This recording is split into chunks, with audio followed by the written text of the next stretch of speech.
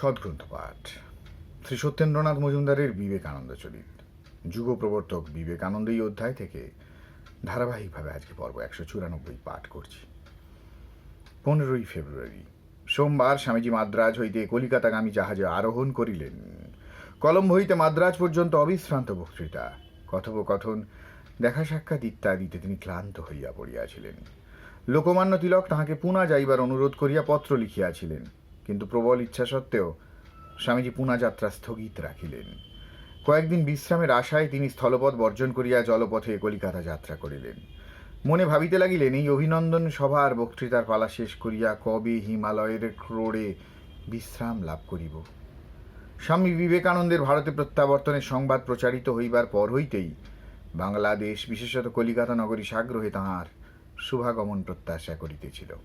তাহার মাদ্রাজ হইতে সমুদ্রপথে কলিকাতা আগমনের সংবাদ পাইয়া নাগরিকদের পক্ষ হইতে গঠিত অভ্যর্থনা সমিতি যথোচিত আয়োজন উদ্যোগ করিতে লাগিলেন। স্বামীজি শিষ্যবর্গ সহ জাহাজ হইতে খিদিরপুরে অবতরণ করিয়া দেখিলেন, তাহাকে শিয়ালদহ স্টেশনে লইয়া যাইবার জন্য একখানি স্পেশাল ট্রেন অপেক্ষা করিতেছে।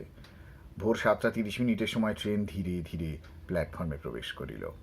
ট্রেন বংশীধ্বনি করিবা মাত্র সহস্র সহস্র মিলিত কণ্ঠে জয় রামকৃষ্ণ দেব কি জয়, জয় বিবেকানন্দ স্বামীজি কি জয় রবে স্টেশন মুখরিত হইয়া উঠিল। স্বামীজি ট্রেন হইতে অবতরণ করিয়া সমবেত জনসংঘকে যুক্ত করে প্রণাম করিলেন। নরেন্দ্রনাথ সেন প্রমুখ অভ্যর্থনা সমিতির সভ্যবৃন্দ বহু কষ্টে জনতা ভেদ করিয়া তাহার সম্মুখে উপস্থিত হইয়া তাহাকে সাদর অভ্যর্থনা করিয়া বিবিধ পুষ্পমাল্যে ভূষিত করিলেন। সহস্র সহস্র সম্ভ্রমপূর্ণ উদ্গ্রীব দৃষ্টি স্নাত হইয়া কীর্তিমান সন্ন্যাসী মিস্টার ও মিসেস সেভিয়ার সমভিব্যাহারে চতুরাশ্র যোজিত শকটে আরোহণ করিলেন।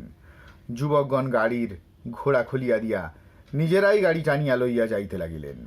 পত্র, পুষ্প, পল্লব, পতাকা পরিশোভিত 3টি মনোহর তোরণ দ্বার অতিক্রম করিয়া শকট রিপন কলেজে উপনীত হইল।